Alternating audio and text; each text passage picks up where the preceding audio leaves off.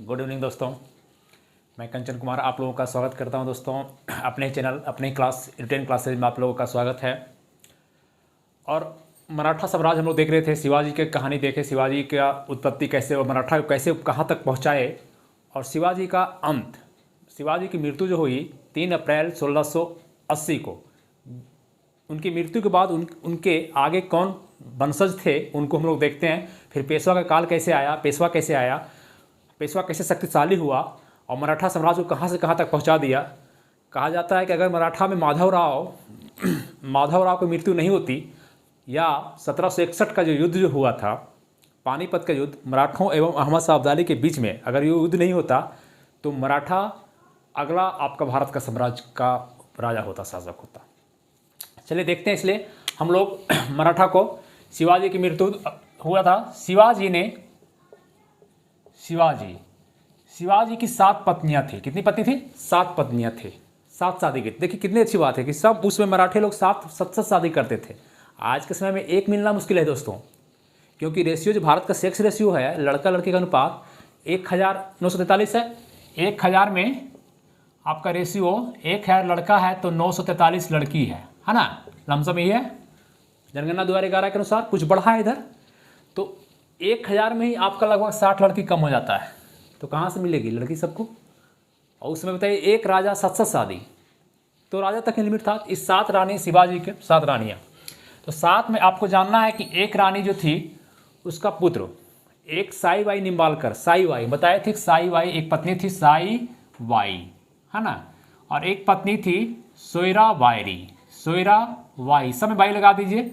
और एक पत्नी का नाम और याद रखिएगा, पुतली बाई। 3 याद रखिए कम से कम, थोड़ा सा है ना। पुतली बाई इसलिए कि शिवाजी के मरने के बाद पुतली बाई ही उनकी सच्ची भक्त पत्नी थी, समझिए। तो पुतली बाई सती हो गई। पूछता है क्वेश्चन कि उनके मरने के बाद कौन सी पत्नी सती हो गई, तो सती प्रथा, सती हो गई, पति की चिता पे ही जल गई है ना। साई बाई के पुत्र थे संभाजी। कौन थे? संभाजी।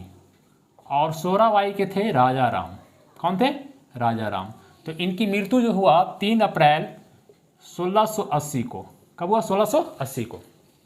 इसके बाद आपका संभाजी, ये बड़ा पुत्र, और राजा राम, दोनों में संघर्ष होता है, थोड़ा छिटपुट संघर्ष होता है। राजा राम पहले बन जाते हैं, क्वेश्चन नहीं करता है यहाँ से। राजा राम पहले बनते हैं, फिर राजा राम को हटा कर दिया जाता है। संभाजी बड़े थे, संभाजी बन जाते हैं। तो आइए हम लोग देखते हैं संभाजी को। किनको देखते हैं? संभाजी।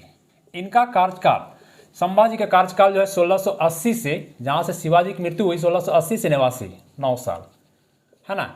इस दरमियान संभाजी आपका, इनकी राजधानी कहाँ थी? रायगढ़। एक पॉइंट याद रखिएगा, राजधानी कहाँ थी? रायगढ़, संभाजी का। ठीक है। और संभाजी के शासनकाल में क्या हुआ कि मराठा जो थे, अष्टप्रधान जो था, बताए थे आपको, पेशवा, अमात्य, सुमंत, अष्टप्रधान, जो अष्टप्रधान था उसमें आपको फूट हो गया और वो इनके खिलाफ जो है सो संभाजी के खिलाफ ही साजिश रचना शुरू कर दिया। इसलिए इस पर आपको अष्टप्रधान पर इनका विश्वास उठ गया और इसीलिए इन्होंने उत्तर भारत के एक ब्राह्मण थे, उनका सहारा ले लिए। पूछता है क्वेश्चन, कवि कलश नाम था उसका, कवि कलश है ना, कवि कलश। पूछता है कवि कलश का कौन अपना कवि कलश को सलाहकार बनाए और सारा उत्तरदायित्व कवि कलश को दे दिए थे। इस प्रकार से अष्टप्रधान में फूट पड़ गई। ठीक है। तो कवि कलश को याद रखेंगे, रायगढ़ को राजधानी बनाए, है ना, ये बात। और दूसरी बात क्या हुआ कि फिर ये संभाजी गलती क्या कर बैठे, चल रहे थे ठीक है, लेकिन औरंगजेब का बेटा, उसमें औरंगजेब का शासनकाल चल रहा था, औरंगजेब का पुत्र था अकबर। कौन था? अकबर। इस अकबर को सहायता कर दिए। मैंने अकबर जो है सो संभाजी के पास जाता है और संभाजी संरक्षण दे देते हैं। इसके कारण आपका औरंगजेब खपा हो जाता है और इनकी हत्या करवा देता है, संभाजी की हत्या करवा देता है। इनकी हत्या संभाजी की करवा देता है। एक आपका फौजदार था मुकर्रब खां। कौन था? मुकर्रब खां। संगमेश्वर पहाड़ी है, संगमेश्वर, वहाँ पर इसकी हत्या हो जाती है। इस प्रकार से संभाजी की कहानी खत्म। 1600 से इतना से आपको यहाँ तक चले। क्या क्या याद रखेंगे? राजधानी कहाँ था? रायगढ़। ये इनके समय में कौन मेन सलाहकार था? कवि कलश। कौन था? कवि कलश।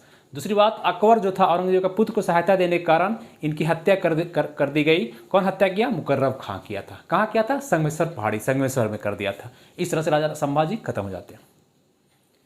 संभाजी आपका जब ये इनकी हत्या हो जाती है तो यहाँ पर भाई इसका राजा राम छोटा तैयार है। इनका पुत्र जो है साहू, इनकी पत्नी थी येसुबाई, उसका पुत्र था साहू। तो साहू और पत्नी इनकी येसुबाई, पत्नी मत रखिए, याद रखिए येसुबाई इनका नाम था पत्नी का, सब बाई बाई हैं।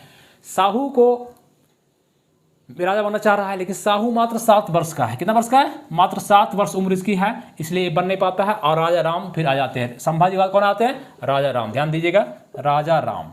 इनका कार्यकाल यहाँ से उठाइए 1689 से आपको 1689 से 1700, मतलब 11 साल राजा राम रहे कार्यकाल।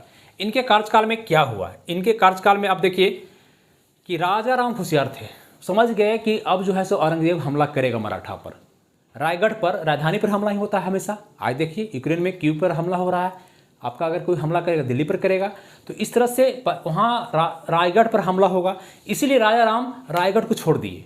1689 में जो राजा बने तो समझ गए कि औरंगजेब हमला करेगा, क्योंकि यहाँ पर हत्या कर चुका है उसके भाई का, आएगा ही, तो इसलिए रायगढ़ छोड़ दिए। और रायगढ़ से छोड़ के चले गए जिंजी जगह किला है, बताए थे। और शिवाजी के बारे में बताए थे आपको कि शिवाजी का अंतिम आक्रमण जिंजी में किला पर ही हुआ था। तो जिंजी चले गए और जिंजी में रह गए, है ना। और अपनी राजधानी को ये सतारा बना दिए। क्या बनाए? राजधानी कहाँ बना दिए? सतारा। क्वेश्चन नंबर 1, आपका पहली राजधानी कहाँ था? रायगढ़। सतारा को राजधानी किसने बनाया? राजा राम ने बनाया। राजा राम थे, सितारा कर दिए, सतारा बना दी, सतारा, है ना। तो सतारा राजधानी बनाए और जिंजी के किला को भी आपको घेर लिया। उसके बाद क्या हुआ? वही हुआ जो होना था। औरंगजेब हमला करता है, रायगढ़ पर हमला कर देता है। रायगढ़ से तो भाग गए राजा राम, लेकिन पकड़ा कौन गया? साहू बेटा उनका बेचारा, संभाजी का बेटा साहू और पत्नी दोनों गिरफ्तार। साहू को गिरफ्तार कर लिया कौन? औरंगजेब, कैद कर लिया और एक कैद में चला गया। मतलब देखिए, ध्यान रखिएगा चीज़ को, संभाजी के पुत्र साहू कैद में चला गया। किसके कैद में? किसकी गिरफ्त में चला गया? औरंगजेब की गिरफ्त में चला गया। और यहाँ पर शासक राजा राम 1700 ईस्वी में राजा राम एक काम और किया। एक काम याद रखेंगे, जिंजी किला में चला गया। दूसरा, सतारा को राजधानी बनाया। तीसरा पॉइंट रखिएगा, राजा राम ने एक प्रतिनिधि की नियुक्ति की। प्रतिनिधि एक व्यक्ति है। जिस प्रकार से अष्टप्रधान में 8 था, 8 व्यक्ति, अष्टप्रधान में 8 व्यक्ति, पेशवा, सुमंत, अमात्य, वक्यानवीस, है ना, न्यायाधीश, पंडित राव। उसी तरह से एक प्रतिनिधि, अब मतलब अष्टप्रधान में पहले 8 मंत्री होते थे, अब 8 + 1 हो गए 9। कितने? 9। एक 9वां कौन है? प्रतिनिधि। तो क्वेश्चन करेगा कि प्रतिनिधि की नियुक्ति एकदम डिप जाएगा, तो बहुत डिप जाएगा, तो प्रतिनिधि की नियुक्ति कौन किया? तो राजा राम ने किया है। इस बात को आपको याद रखेंगे, ठीक है। अब आइए इनकी मृत्यु के बाद, इनका पुत्र शिवाजी द्वितीय छोटा बच्चा था, बालक था, इसीलिए इनकी पत्नी ताराबाई, क्या है? ताराबाई, याद रखेंगे। क्वेश्चन करेगा ताराबाई मराठा में सबसे शक्तिशाली महिला कौन? तो ताराबाई ही मारेंगे, ऑप्शन मारेंगे ताराबाई। ताराबाई का शासनकाल यहाँ से उठाइए 1700 से 1707, औरंगजेब की मृत्यु का डेट हम दिए हैं ना। ताराबाई कौन थी? राजा राम की पत्नी थी। कौन थी? ये बनी नहीं, ये संरक्षक थी, संरक्षिका थी अपने पुत्र शिवाजी द्वितीय, शिवाजी फर्स्ट नहीं, शिवाजी द्वितीय को अपने बेटा को बना दी और संरक्षिका बन गई, ठीक है। ताराबाई द्वितीय में हुआ क्या कि इसमें ये मराठा को उत्कर्ष काफ़ी अच्छा कर रही थी, ताराबाई अच्छी उत्कर्ष कर रही थी। लेकिन संजोग से क्या होगा, 1707 में औरंगजेब की मृत्यु हो जाता है। औरंगजेब मृत्यु होने के बाद उसके गिरफ्त में जो साहू रहता है उसको छोड़ दिया जाता है। जुल्फिकार खां के कहने पे साहू को छोड़ दिया जाता है। आजम शाह छोड़ देता है उसको, जाओ कैद से। तो साहू वहाँ से भाग आता है और आता है साहू, तो अब क्या होगा बताइए? साहू राजा बनना चाहेगा और यहाँ पर कौन राजा है? ताराबाई शिवाजी द्वितीय के साथ अपने बेटा को बिठाए हुए। तो इसी में खेड़ा जगह है, खेड़ा का युद्ध होता है। क्या होता है? खेड़ा का युद्ध होता है, 1707 में ही होता है खेड़ा का युद्ध। और खेड़ा के युद्ध में ताराबाई पराजित हो जाती है। और ताराबाई पराजित होने के बावजूद राजधानी कहाँ है? सतारा भी है, राजा ने बनाया। तो ताराबाई भाग जाती है। कहाँ भाग जाती है? दक्षिण महाराष्ट्र, भारत नहीं, दक्षिण महाराष्ट्र। उत्तर में महाराष्ट्र सतारा था और दक्षिण में चली जाती है कोल्हापुर। कहाँ चली जाती है? कोल्हापुर चली जाती है।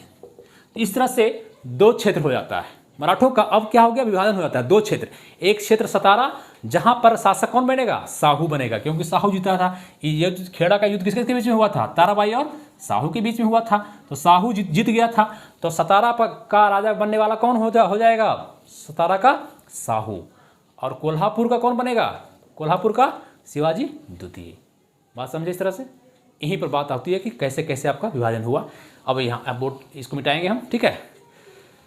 चलिए, और इसमें आपको एक चीज़ याद रखेंगे। चलिए साहू के बारे में थोड़ा सा लिख देते हैं, मिटा रहे हैं, ठीक है।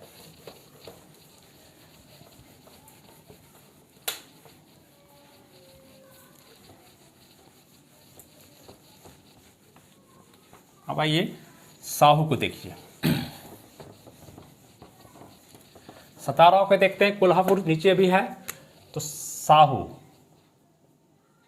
खेड़ा का जो जीतता है और 1707 में ही बन जाता है, 1707-8 में, है ना, छत्रपति बन जाता है। और 1707 से लेकर के ये आपको रहता है 1749 तक। कहाँ तक? 49 तक। इस पीरियड में देखिए क्या होता है। साहू ही पेशवा को लाने वाला है। पेशवा तो शुरू से ही है, अष्टप्रधान पेशवा। अष्टप्रधान जो था उसमें 8 मंत्री हैं, उसमें एक पेशवा। तो पेशवा शुरू में क्या था? कमज़ोर था, एक मतलब शिवाजी के छत्रपति के नीचे काम करता था। लेकिन यहाँ क्या कि साहू ने एक पद क्रिएट कर दिया, सेना करते। अगर पूछे आपसे, सेना करते माने सेना का प्रधान, सेना का देखने वाला, सेना का देखभाल। देखिए कितना बड़ा पोस्ट है। सारे सेना जितने हैं, किसी भी सेना पर बहुत बड़ा दायित्व होता है। आज यूक्रेन पे हमला हो रहा है तो आप देख रहे हैं कि सेना का कितना बड़ा रिस्पॉन्सिबिलिटी है।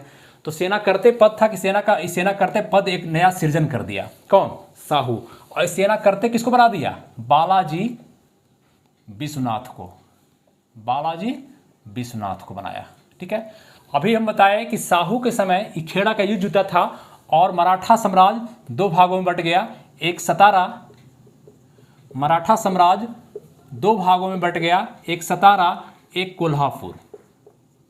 दक्षिण में कोल्हापुर है, दक्षिण में कोल्हापुर, उत्तर में सतारा, ठीक है। सतारा का राजा हो गया साहू, ये साहू, और कोल्हापुर का राजा हो गया ताराबाई का, राजा राम का बेटा शिवाजी द्वितीय। ये चलते रहेगा, ये भी चलते रहेगा अपना नीचे में, ठीक है। अब आइए कि इसके बाद क्या होता है कि पेशवा। अब हम लोग इस दौर में साहू की बात क्या है, साहू 49 में जब साहू मरता है तो राजाराम द्वितीय बनता है, इसका बेटा शिवाजी द्वितीय का बेटा राजाराम बनता है।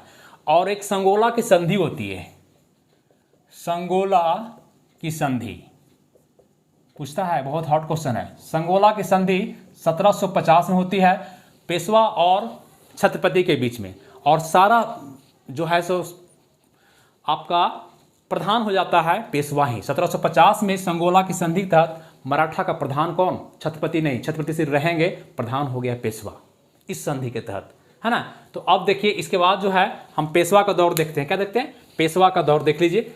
साहू के समय में पेशवा का दौर देखिए, इसको मिटा रहे हैं, ऊपर आने देते हैं।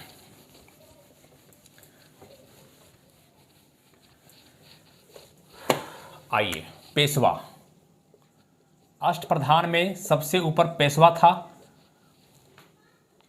पहला पेशवा जो नियुक्त किए साहू जी, बालाजी विश्वनाथ को। बालाजी विश्वनाथ जो पहले सेना करते था, एक पोस्ट जो क्रिएट किए थे सेना करते विश्वनाथ, है ना। बालाजी विश्वनाथ ये आपको 1713 में पेशवा बने, 1713 से 1720 ईस्वी तक रहे, 7 साल। इस दरमियान में बालाजी विश्वनाथ क्या किए? अगर डेट वाइज देखा जाए तो पकड़िए इस बात को। इस बेस बालाजी विश्वनाथ की 1719 में, 1700 याद कीजिए, 1719 में मुगल शासक कौन बैठा हुआ? भारत का मैप अगर देखा जाए तो मुगल शासक उसमें फर्रुखसियर था। कौन था? फर्रुखसियर। 1713 से 1719 तक फर्रुखसियर शासक काल है। और उसको आपको बैठाने वाला है कौन? सैयद बढ़ाए थे। सैयद भाई जो था हुसैन अली और अब्दुल्ला खां, हुसैन अली खां और अब्दुल्ला खां दोनों भाई, ये राज निर्माता निरिप राजा निर्माता कहा था, राजा बनाने वाला था ये दोनों भाई। तो इसीलिए 1719 में फर्रुखसियर को हटाने के लिए रफ़ी उद दर्जात कहानी देखिए। रफ़ी उद दर्जात जो शासक बना मात्र 6 महीना के लिए बना, इसकी मृत्यु जो हो जाती है फिर आपको, है ना, चेचक से। सबसे कम शासक काल रहने वाला ये रफ़ी उद दर्जात मुगल वंश में उत्तरकालीन में। इसके साथ संधि कर लेता है कौन? बालाजी विश्वनाथ।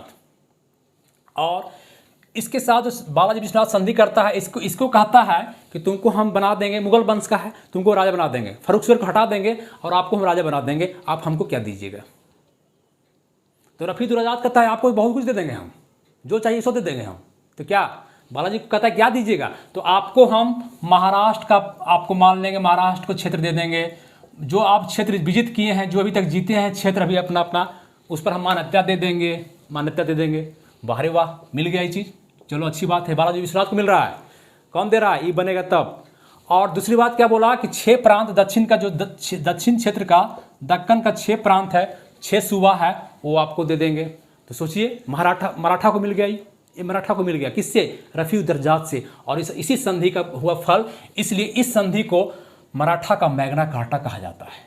मराठा का मैग्ना कार्टा, अधिकार पत्र, मैग्ना कार्टा,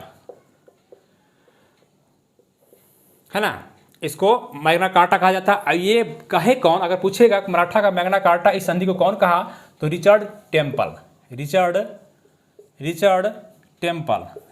टेम्पल एक थे इतिहासकार, वो बोले थे मराठों का ये मैग्ना कार्टा है ना। साहू को क्या मिल गया? बालाजी विश्वनाथ के थ्रू ही साहू को मिल गया महाराष्ट्र एवं विजित क्षेत्र मिल गया। 6 प्रांत से चौथ, दक्षिण का 6 प्रांत से चौथ एवं सरदेशमुखी ले सकते हैं। अब आपको बताए हैं कि चौथ सरदेशमुखी क्या है, बता चुके हैं हम, है ना। तो उस मिल गया, तो ये तो मैग्ना कार्टा था उसके लिए। 1719 की घटना, एक ही घटना बालाजी विश्वनाथ जो इस 7 साल रहे, इसमें सबसे बढ़िया काम ये कर दिए मराठों के लिए कि मैग्ना कार्टा प्राप्त कर लिए। ठीक है, इसके बाद इसमें कुछ नहीं। और इस संधि को ये जो रफ़ी उद दर्जात और बालाजी विश्वनाथ के बीच में हुआ। और छत्रपति कौन है? छत्रपति राजा कौन है? छत्रपति तो साहू बैठा हुआ है। देखिए इसका कार्यकाल यहाँ से आता है। ये क्या है? प्रधानमंत्री है, पेशवा थे, ये पेशवा है सिर्फ। इस काल में क्या है? प्रधानमंत्री है, ये राष्ट्रपति है, साहू छत्रपति है, इसके ऊपर कोई नहीं। इसके नीचे पेशवा है, लेकिन आगे शक्तिशाली हो जाएगा ही पेशवा, संगोला की संधि से ही पेशवा, अभी शक्तिशाली नहीं। तो इस तरह से आप बात समझिए इसको। और आपको इस संधि को दिल्ली का संधि भी कहा जाता है। अगर क्वेश्चन कहे कि दिल्ली का संधि किसको कहा जाता है, तो इसी संधि को जो रफ़ी दर्जात के बीच में और बालाजी विश्वनाथ के बीच में हुआ था। इस बात याद रखेंगे कि मराठा का मैग्ना कार्टा किसको कहा जाता है, इसको कहा जाता है इस संधि को जो बालाजी विश्वनाथ किए थे। दिल्ली संधि किसे कहा जाता है? इसी संधि को कहा जाता है। इसमें हुआ क्या क्या? रफ़ी दर्जात को राजा बना दिया गया, और क्या वो मराठों को क्या फ़ायदा हुआ, साहू को क्या मिला, विश्वनाथ को क्या मिला, तो आपको महाराष्ट्र विजित क्षेत्र मिल गया, 6 प्रांत में चौथ सरदेशमुखी वसूलने का अधिकार मिल गया। ये बात समझ गए कैसे कैसे मराठा देखिए फैलता है शिवाजी के बाद। तो ये हो गया। अब आइए दूसरा पेशवा। ये पहला पेशवा बताए बालाजी विश्वनाथ। अब दूसरा पेशवा आइए बाजीराव मस्तानी पिक्चर देखें ना जी, तो बाजीराव प्रथम कह दीजिए उसको, बाजीराव प्रथम। मस्तानी कैसे है, मस्तानी कहाँ से आई, पिक्चर तो निकला हुआ बाजीराव मस्तानी का, देखे भी होंगे आप लोग। तो इसी बाजीराव की चर्चा कर रहे हैं जो पिक्चर आप लोग देखें हम लोग, है ना। ये बाजीराव, इसका कार्यकाल पहले देख लीजिए, ध्यान रहेगा। 1720 पेशवा है, दूसरा पेशवा 1720 से 40 तक 20 साल रहा है। ये 20 साल की उम्र में बना और 20 साल में रहा है। इस बीच में क्या होता है कि बाजीराव बहुत होशियार था। ये बोला किसको? छत्रपति को, साहू को, क्योंकि अभी साहू ही बैठा हुआ है यहाँ पे छत्रपति उत्तर भारत में सतारा में। तो बोला बाजीराव कि अब देख क्या रहे हैं, मुगल तो जर्जर स्थिति में है। मुगल के बारे में बताया कि मुगल जो भारत में फैला हुआ था, मुगल वंश अब रहा नहीं, मुगल वंश तो छिटपुट हो गया। मुगल वंश तो अंग्रेज कहीं कब्जा कर लिया, कहीं कोई कब्जा कर लिया, है ना। और महाराष्ट्र फैलते जा रहा, सतारा ये क्षेत्र फैलते जा रहा, महाराष्ट्र दिल्ली तक चला गया कब्जा। तो बाजीराव का कहना था, क्वेश्चन करता है कि किसने कहा मुगल के बारे में कि ये आपका जर्जर वृक्ष के है, मुगल वंश जर्जर वृक्ष के समान है, इसके तने पर प्रहार कीजिए, पेड़ तो अपने गिर जाएंगे। तो शाहू बोला कि नहीं, आप निश्चित में इसके बारे में ये बाजीराव बोला मुगल के बारे में कि मुगल जो है हमें इस जर्जर वृक्ष पे प्रहार करना चाहिए, तने पर प्रहार करना चाहिए, तना पर प्रहार कीजिए, पेड़ तो अपने गिर जाएंगे। ये सेंटेंस अगर क्वेश्चन सखाएं तो अपने गिर जाएंगे, ये क्वेश्चन करता है। तो बाजीराव इसको क्या बोला, शाहू क्या बोला इनको कि निश्चित आप होशियार पुत्र पिता के चलाक पुत्र ही हैं आप, है ना। किसी भी अर्थ में चलाक पुत्र के माने आपका पिताजी बालाजी विश्वनाथ भी चलाक थे और आप भी चलाक हैं, ठीक है। इसके बाद इसका क्या होता है, निजाम के साथ संबंध। आप कहिएगा निजाम कहाँ से आ गया, तो निजाम तो आपको पढ़ा चुके हैं, हैदराबाद का निजाम। यहाँ था हैदराबाद, यहाँ कर्नाटक का नवाब था, ये कर्नाटक नवाब, ये मैसूर था, ये क्या था, ये त्रावणकोर था, ये मैसूर का क्षेत्र था, पढ़ा चुके हैं। ये आपका सिख इधर पढ़ा चुके हैं, सिख जाट पढ़ा चुके हैं, बंगाल का ही पढ़ा चुके हैं क्षेत्र, अभी मराठा में पढ़ा रहे हैं पूरा मराठा का क्षेत्र। तो निजाम, यहाँ का निजाम सबसे संबंध होगा मराठा का ना, सबके साथ संबंध होगा। तो निजाम जो था, निजाम मर गया था, तो निजाम के साथ इसका एक युद्ध याद रखिएगा आप, पालखेड़ा का युद्ध पूछता है, पालखेड़ा का युद्ध, है ना। पालखेड़ा का युद्ध आपको हुआ था 7 मार्च, डेट भी पूछता है, 7 मार्च 1728 में, 7 मार्च 1728 को आपको हुआ है, पालखेड़ा का युद्ध हुआ था। और इसमें निजाम हार गया। क्या हुआ, निजाम हार गया। पालखेड़ा का युद्ध होता है किसके बीच में, मराठा और निजाम के बीच, मराठा और निजाम के बीच। निजाम इसमें हार जाता है और आपको संधि करना पड़ता है उसको, उस संधि का नाम है मूंगी शिवगांव की संधि, मूंगी शिवगांव, याद रहेगा, मूंगी शिवगांव की संधि। शिव भगवान की गांव है, मूंगी शिवगांव की संधि करता है और आपको निजाम, ठीक है। तो आप याद रखेंगे पालखेड़ा का युद्ध 7 मार्च 1728, मूंगी शिवगांव की संधि किसके साथ हुआ, पालखेड़ा का युद्ध को समाप्त करने के लिए। ये आपको बाजीराव गुजरात को मिला लिया 1738 में, किसको, गुजरात को भी जीत लिया। ये बाजीराव आपको बुंदेलखंड को जीत लिया, बुंदेलखंड इसके क्षेत्र में, यमुना और आपको पड़ जाएगा नर्मदा के बीच में, बुंदेलखंड मतलब उसी क्षेत्र में है, बुंदेलखंड मध्य प्रदेश में, है ना। तो बुंदेलखंड का यहाँ पर प्रधान था छत्रसाल। कौन था, छत्रसाल। और इसको मुगल पराजित माने इसको हमेशा जो परेशान कर रहा था। तो छत्रसाल मराठा से मदद मांगा, माने बाजीराव से मदद मांगा। कौन, छत्रसाल। तो बाजीराव ने इसको मदद किया और मुगलों को हराया। इस तरह से बुंदेलखंड को सहायता किया, छत्रसाल को सहायता किया। और यही छत्रसाल एक भव्य दरबार लगाया, किसके लिए, बाजीराव के लिए, कि भाई हमको सहायता किया तो बाजीराव के लिए भव्य दरबार लगाया है। और वहीं पर एक मुस्लिम नर्तकी थी, मुस्लिम थी नर्तकी, जिसका नाम था मस्तानी। क्या नाम था, बाजीराव मस्तानी। जो पिक्चर देखते हैं हम लोग, बाजीराव मस्तानी, यही मुस्लिम लड़की थी, है ना, मस्त, है ना। तो आपको संधि निजाम आपका इसमें, ठीक है। इस तरह से इसका कहानी बाजीराव को देख लिए। बाजीराव के बारे में 2 चीज़ याद रखेगा, निजाम को भी हराया पालखेड़ा का युद्ध में, मूंगी शिवगांव की संधि पर उसी के साथ किया गया, निजाम के साथ किया गया। गुजरात को विजित किया, बुंदेलखंड छत्रसाल को, और छत्रसाल में वहाँ पर जो है मस्तानी से इसको प्यार हो गया, मस्तानी में दीवाना रहने पड़ेगा। और दुर्भाग्य से 1740 में इसकी मृत्यु हो जाती है, 1740 में इसकी मृत्यु हो जाती है। बाजीराव प्रथम की कहानी खत्म। चलिए इसको लिखिए, आप लोग मिटाते हैं। चलिए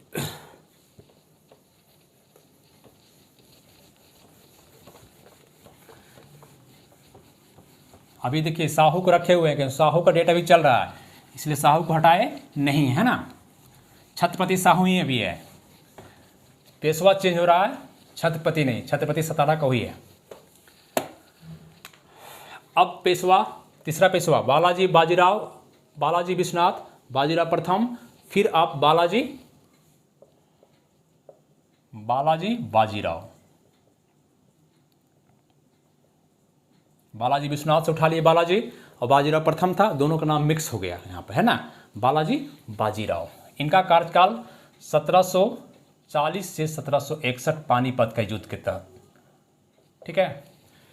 बालाजी बाजीराव को एक नाम नाना साहब भी कहा जाता है। पहला बात अगर पूछेगा तो इन्हें नाना साहब भी कहा जाता है। क्या कहा जाता है, नाना साहब भी कहा जाता है। पहला पॉइंट आप लोग याद रखेंगे, नाना साहब भी इन्हें कहा जाता है ना। और बालाजी बाजीराव के समय में इनका भाई चचेरा था सदाशिव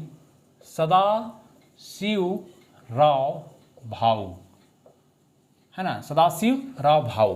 पहली बात, इनको नाना साहब भी कहा जाता है। दूसरी बात, इनका चचेरा भाई था सदाशिव राव भाऊ, इन्हीं के परामर्श से, सलाह से ये काम करते थे, अपने मन से कुछ नहीं करते थे। सारा पता सदाशिव राव भाऊ का नेतृत्व चलता था वहाँ पे, है ना। उसके बाद आपको ये इसी के समय में बताए थे 1750 में संगोला की संधि होती है। संगोला की संधि अब जो है सो साहू यहाँ पर 49 में मर जाता है। 50 में साहू जो है सो साहू की जगह पे राजा राम द्वितीय छत्रपति रहता है 1 साल के लिए मात्र, 1749 से 50। इसी के समय में संगोला की संधि होती है। अगर पूछेगा तो संगोला के संधि के समय छत्रपति कौन था, तो राजा राम द्वितीय। और संगोला के संधि में हुआ क्या, मराठा का प्रधान कौन हो गया, पेशवा हो गया। सर्व प्रधान कौन हो गया, पेशवा हो गया। छत्रपति नहीं रहा, छत्रपति नाम मात्र हो गया। कौन संधि, सारा शक्ति कौन ले लिया, पेशवा ले लिया। कौन ले लिया, सारा शक्ति अपने हाथों में कौन ले लिया, बालाजी बाजीराव। अपने समय में बालाजी बाजीराव महाराष्ट्र से उड़ीसा का प्रांत, ये क्षेत्र उड़ीसा का प्रांत कब्जा किया। 12 लाख रुपये यहाँ से और लिया, है ना। उड़ीसा का प्रांत पर और हमला कर करके आपको ही किया, ठीक है। तो उसको भी याद रख सकते हैं, ठीक है। और एक भल्की की संधि निजाम के साथ, इस निजाम के साथ भल्की की संधि 1752 में भल्की की संधि की, भल्की की संधि भी याद रखेंगे। भल्की की संधि 1752 में भल्की की संधि, है ना, किसके साथ, निजाम के साथ। किसके साथ, निजाम के साथ, हैदराबाद के निजाम के साथ भल्की की संधि। उड़ीसा का प्रांत को जीत लिया, उड़ीसा प्रांत को जीत लिया, प्लस 12 लाख रुपये वहाँ से लिया जुर्माना, है ना। किससे, अंग्रेज से। किससे, अंग्रेज से। यहाँ पर अंग्रेज का क्षेत्र था, ठीक है। इसी बार जो घटना घटता है 1761 में, महत्वाकांक्षा बढ़ते जा रहा था। इन्होंने ट्रैप हो गया। इन्होंने अपने अटैक करते करते क्या किया कि दिल्ली के क्षेत्र होकर पंजाब होकर सोचा कि अटक तक पहुंच गया ही मराठा, अटक तक पहुंच गया, मतलब इस क्षेत्र में पहुंच गया, यहाँ तक, इस क्षेत्र में, मैंने पंजाब का क्षेत्र, दिल्ली का क्षेत्र थे, और सोचा कि हम और आगे बढ़ें। इसी के दरमियान अहमद शाह अब्दाली जो है सो भारत पर आक्रमण करता है, इस पर आक्रमण करता है। और 1761 में आप याद रखेंगे पानीपत का युद्ध होता है हरियाणा में। पानीपत का युद्ध 1761 में होता है। किसमें, अहमद शाह अब्दाली एवं मराठों के बीच में। किसमें, मराठों के बीच में होता है। और कौन हार जाता है, मराठा पराजित हो जाता है। मराठा पराजित होता है, अहमद शाह अब्दाली जीतता है। इस तरह से यहाँ पर मराठा का शक्ति कमज़ोर होता है। मराठा यहाँ पर कमज़ोर होता है, फिर मुगल भी कमज़ोर हो जाता है। और बताए थे आपको, तब सिख को उभरने का मौका मिलता है। जो पंजाब का सिख था उसको उभरने का मौका मिलता है, ठीक है। तो इस तरह से पानीपत का युद्ध में आपको यहाँ होता है। इस पानीपत का युद्ध क्वेश्चन करता है कि इस पानीपत को युद्ध जो हो रहा था उसे प्रत्यक्ष रूप से प्रत्यक्षदर्शी देखने वाला कौन था, तो एक काशीराम, कौन था, काशीराज पंडित। ये प्रत्यक्षदर्शी था, मतलब प्रत्यक्ष रूप से इस युद्ध को देखने वाला कौन, काशीराज पंडित। क्वेश्चन करेगा प्रत्यक्ष रूप से देखने वाला कौन था, काशीराज पंडित था, ठीक। 61 के बाद देखिएगा,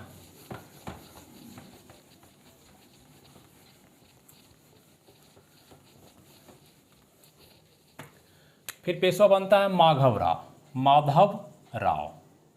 ये पेशवा आपको 1761 पानीपत के जो बताए थे 1761 से लेकर के 1772 तक माधव राव। इस दरमियान क्या होता है कि अंतिम महान पेशवा है। इसके बाद पेशवा अंतिम को महान को नहीं हुआ। तो आप एक बात रखेंगे, माधव राव अंतिम महान पेशवा। इसके समय में होता क्या है कि मराठा इतना शक्तिशाली यहाँ भी रहता है अभी कि अंग्रेज जो मुगल अंग्रेजों के संरक्षण में थे। अब बताए थे आपको, याद कीजिएगा 1765 की जो इलाहाबाद की संधि हुई थी, बक्सर का युद्ध जो 1764 में हुआ था 22 अक्टूबर को, बक्सर के युद्ध के बाद इलाहाबाद की संधि होती है। और इलाहाबाद की संधि में मुगल को अपने संरक्षण में ले लेता है, मुगल को अपने अधीन में संरक्षण में रख लेता है कौन, अंग्रेज।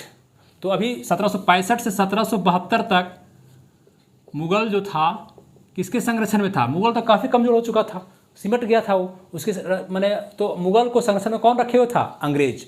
यहाँ 1772 में माधव राव ने अंग्रेजों के संरक्षण से उसको निकाल करके इस मुगल को अंग्रेज के संरक्षण से निकाल करके अपने संरक्षण में ले लिया। मतलब कह सकते हैं इसमें मुगल शासक जो था आपको शाह आलम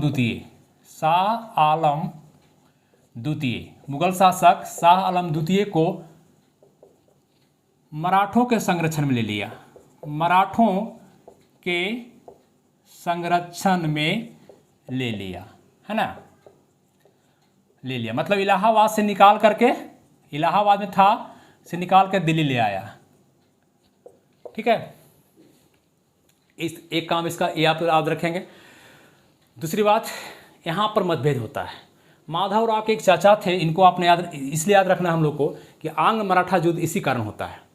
माधव राव के चाचा थे रघुनाथ राव, एक खुद पेशवा बनना चाहते थे, है ना।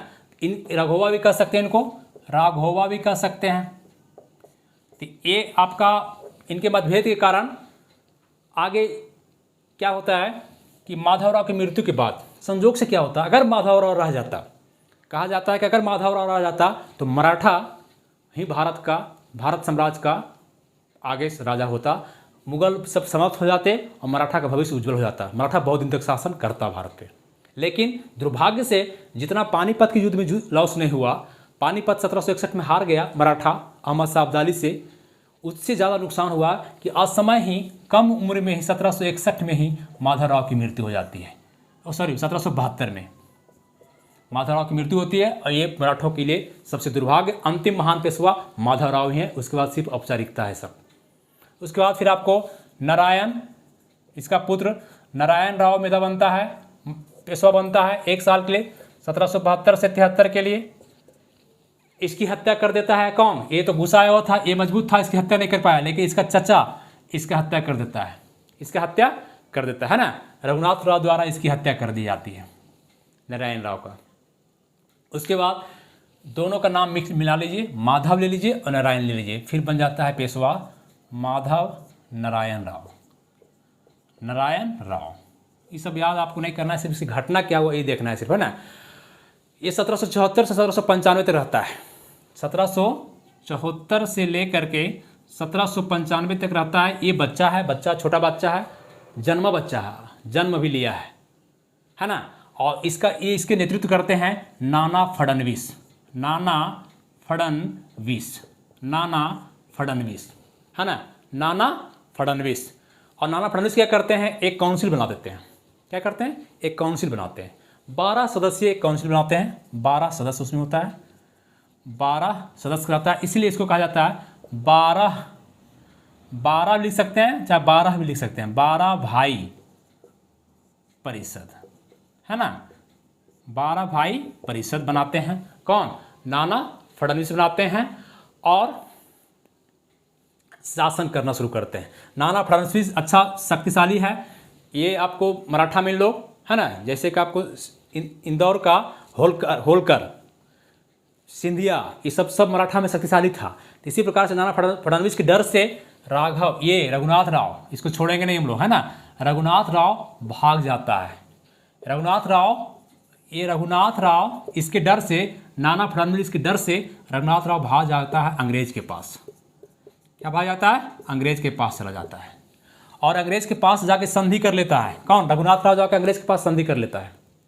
देखिए गद्दारी यहीं से पैदा होती है। अंग्रेजों के साथ वो सूरत की संधि कर लेता है, सूरत की संधि 1775 में। भाग के कहाँ गया था? मुंबई गया था। अंग्रेज हर जगह है, मुंबई में भी है, कलकत्ता में भी है, मद्रास में भी है, दिल्ली में भी है, हर जगह अंग्रेज है। तो भाग के जाता है मुंबई में, कलकत्ता प्रेसिडेंसी मेन था, प्रेसिडेंसी कलकत्ता, इसमें वारेन हेस्टिंग्स है। कौन है? वारेन हेस्टिंग्स, उसको पता नहीं इस बात की। मुंबई जाता है रघुनाथ राव भाग करके और सूरत की संधि होती है 1775 में। हालांकि फिर बाद में सूरत की संधि को मान्यता आपको पूछता है, सूरत की संधि अगर पूछे आपसे तो कब हुआ? 1775 में। किसके में? रघुनाथ राव और अंग्रेज की, भगोड़ा और अंग्रेज के बीच में हुआ था। इसके बाद से कलकत्ता प्रेसिडेंसी खफा हो गया। कलकत्ता प्रेसिडेंसी आगे जाकर के क्या नहीं, इसको हम नहीं मानेंगे, इस चीज़ को हम मानेंगे नहीं। और फिर मराठा जो है फिर पुरंदर की संधि करता है। फिर 1775 में आपको पुरंदर की संधि होती है ना। 1776 में पुरंदर की संधि होती है, मराठा पराजित हो जाते हैं। पुरंदर की संधि, ये ध्यान रखेंगे, पुरंदर की संधि 1776 में मराठा पराजित हो जाता है, यहाँ पर संधि कर लेता है ना। जब अंग्रेज साथ दे दिया किसका, रघुनाथ राव का, लेकिन वारेन हेस्टिंग्स इसको मानता लास्ट में ये झुका नहीं। बम्बे प्रेसिडेंसी और आपस में झगड़ा करने लगा। बम्बे प्रेसिडेंसी पर दबाव आया, कलकत्ता प्रेसिडेंसी का, कलकत्ता का वारेन हेस्टिंग्स दबाव डाला, लेकिन ये लास्ट झुका नहीं। आप इतना याद रखिएगा, दोनों के बीच में युद्ध हुआ और लास्ट में आपको सलवाई की संधि होती है। सलवाई, इस संधि को जरूर याद रखेंगे, सलवाई की संधि, सलवाई की संधि 1782 ईस्वी में सलवाई की संधि होती है। मराठा और किसके, अंग्रेज के बीच में। किसके बीच में, पूना का मराठा, पूना के मराठा माने मराठा और अंग्रेज के बीच में अंग्रेज के बीच में सलवाई की संधि होती है, युद्ध समाप्त हो जाता है। सूरत की संधि किसके बीच में हुआ, रघुनाथ राव और अंग्रेज के बीच में। पुरंदर की संधि भी आपका वारेन हेस्टिंग्स जिसने सब किया था और वहाँ पर हुआ था, ठीक है। तो ये आपका प्रथम आंग्ल मराठा युद्ध। आपका प्रथम आंग्ल मराठा युद्ध कैसे हुआ, जब भागा तो यही हुआ, इसीलिए आपको प्रथम आंग्ल मराठा युद्ध। आप देखिए यहाँ पर नाना फडणवीस के हम लोग देख लिए कि कैसे कैसे भाग के गए और कैसे युद्ध तैयार हुआ। तो इसी तरह से आपको प्रथम आंग्ल मराठा युद्ध, अब देखिएगा, प्रथम बता दिए कहानी, हम आपको कहानी बता चुके हैं। प्रथम आंग्ल मराठा युद्ध 1775, जो राघोवा भागता है, रघुनाथ राव कहिए या राघोवा कहिए इसको, ये जो भागता है अंग्रेज के पास, और यहीं से युद्ध की शुरुआत हो जाती है, सूरत की संधि, है ना। तो आपको 1775 में आंग्ल मराठा युद्ध शुरू होता है रघुनाथ राव के कारण, और 1782 में जाकर समाप्त होता है सलवाई की संधि पे। कैसे कैसे बताया अभी कि सलवाई की संधि हुई, प्रथम आंग्ल मराठा युद्ध समाप्त हो गया। तो प्रथम आंग्ल मराठा युद्ध समझ में आ गया आपको कि कैसे कैसे सूरत की संधि हुई, पुरंदर की संधि हुई, फिर आपको सलवाई की संधि हुई, प्रथम आंग्ल मराठा युद्ध आपका समाप्त हो गया, ठीक है। उसके बाद आइए द्वितीय आंग्ल मराठा युद्ध फिर तैयार कैसे हुआ।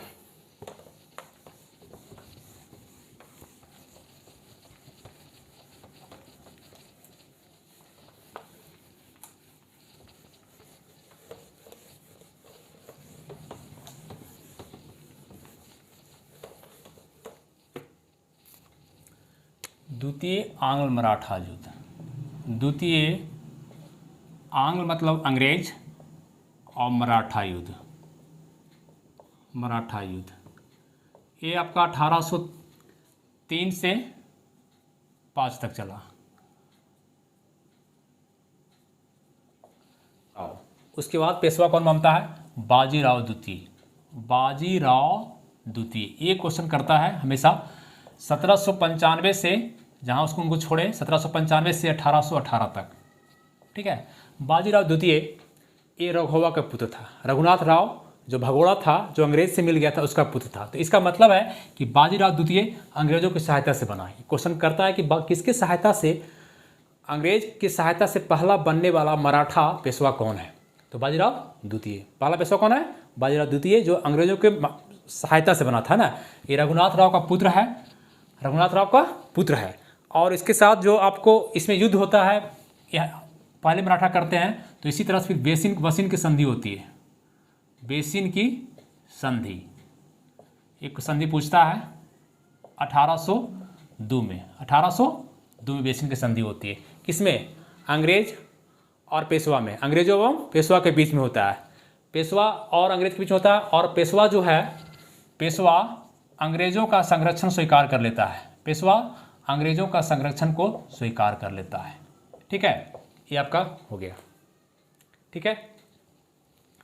इसके बाद इसी में आपका द्वितीय आंग्ल मराठा का युद्ध हो जाता है। इसको स्वीकार कर लेना, बाजीराव द्वितीय जो स्वीकार कर लेता है, तो आपको और जो मराठे शक्तिशाली हैं, मराठा के जो हस्ती हैं, वो इसकी बात को एक्सेप्ट करते नहीं हैं, और इसी कारण द्वितीय आंग्ल मराठा युद्ध होता है। द्वितीय आंग्ल मराठा युद्ध, द्वितीय आंग्ल मराठा युद्ध, द्वितीय आंग्ल मराठा युद्ध आपको 1803 से 5 चलता है, 1803 से 5, 1803 से 5 तक। इसमें यही याद रखना है, द्वितीय आंग्ल मराठा युद्ध कब से कब, 1803 से 5। इसमें क्या होता है कि एक तरफ आर्थर बेलेली उत्तर भर चलता है, मराठा में उत्तर नेतृत्व करता है आर्थर बेलेली, और नीचे करता है जनरल लेक करता है उत्तर भारत में। और इसको आपको जानना नहीं है, सीधे जाने की। इसके बाद क्या होता है, जब आपको देवगांव की संधि होती है, देवगांव की संधि 1803 में है ना, किसके साथ, भोसले के साथ। भोसले पेशवा का जो अपना पद है, और ये उसके साथ जो होता है, और सुरजी अर्जन गांव की संधि होती है। ये देवगांव की संधि याद रखेंगे, एक सुरजी अर्जन गांव की संधि, 2 संधि याद रखेंगे आप लोग। ये भी 1803 में होता है। ये आपको सिंधिया के साथ करता है। कौन करता है, अंग्रेज, मतलब सिंधिया और अंग्रेज के बीच में ये होता है, और ये भोसले एवं अंग्रेज के बीच में होता है। इस तरह से द्वितीय आंग्ल मराठा युद्ध समाप्त हो जाता है। द्वितीय आंग्ल मराठा युद्ध क्या होता है, देवगांव की संधि और सुरजी अर्जन गांव की संधि, देवगांव की संधि और सुरजी अर्जन गांव की संधि के तहत समाप्त हो जाता है द्वितीय आंग्ल मराठा युद्ध। फिर आपको फिर चलता है तृतीय आंग्ल मराठा युद्ध। तृतीय आंग्ल मराठा युद्ध, प्रथम आंग्ल मराठा युद्ध कब बताया, 1775 से 82, सलवाई की संधि समाप्त। द्वितीय आंग्ल मराठा युद्ध 1803 से 5। इसमें कौन कौन हुआ, देवगांव की संधि और सुरजी अर्जन गांव की संधि याद रखेंगे, ठीक है, 2 चीज। तीसरा तृतीय आंग्ल मराठा युद्ध जो हुआ, अंग्रेज और मराठा के बीच में युद्ध, ये 1818 में, 17 से 18 के बीच, 1817 भी कर सकते हैं, 17 से 18 के बीच, है ना। इसमें आपका गवर्नर जो है लॉर्ड हेस्टिंग्स है, लॉर्ड हेस्टिंग्स। कौन है, लॉर्ड हेस्टिंग्स, उनके नेतृत्व में होता है। अंग्रेज का गवर्नर कौन है, लॉर्ड हेस्टिंग्स। और मराठा के बीच में युद्ध होता है, पूना की संधि होती है, पेशवा को मराठा संघ का प्रधानता मिल जाता है, पेशवा को मराठा संघ का प्रधानता मिल जाता है ना। तो आप इसमें याद रखेंगे पूना की संधि,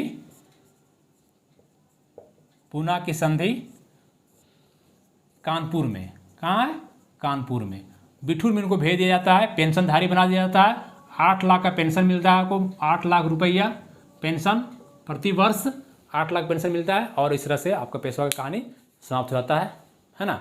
मराठा साम्राज्य फिर समाप्त हो गया, मराठा समाप्त हो गया, मतलब अंग्रेज का आधिपत्य हो गया। अंग्रेज इसको लॉर्ड हेस्टिंग्स समय में मराठा को मिला लिया, पेंशनधारी बना दिया इसको, बिठूर में रहने के लिए मजबूर कर दिया इसको, किसको, इस पेशवा को, है ना, किसको, बाजीराव द्वितीय को ही पेशवा ना, 1818 में भी।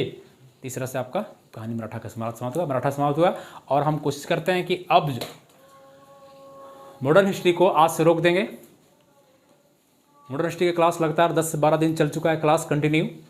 अब जो है सो साइंस का सेक्टर, फिजिक्स केमिस्ट्री जो भी हो उसमें चालू करेंगे दोस्तों, क्योंकि मॉडर्न से भी इसको आगे अब समझने में ईजी हो जाएगा। अब सब युद्ध हो गया, जो क्षेत्रीय युद्ध था अंग्रेजों के साथ, अब अंग्रेजी शासनकाल, लॉर्ड गवर्नर के शासनकाल दिखाएंगे, आगे मॉडर्न में दिखाएंगे उसके काल। जितना भी क्षेत्रीय था, अवध, बंगाल, सिख, मराठा, निजाम, मद्रास, मैसूर, सब बढ़ा दिए हैं, सब क्षेत्रीय शक्ति को बढ़ा दी, कैसे कैसे इसको कब्जा कर लिया गया, सब हम लोग देख लिए हैं आराम से, एक एक बारीकी से देख लिए। सिर्फ खाली रिवीजन करें, सिर्फ रिवीजन करेंगे, ये आपको याद हो जाएगा 1-2 बार में, ठीक है। थैंक यू, और साइंस में क्लास में मिलते हैं कल से हम लोग। थैंक यू, चैनल को लाइक सब्सक्राइब करें। Thank you.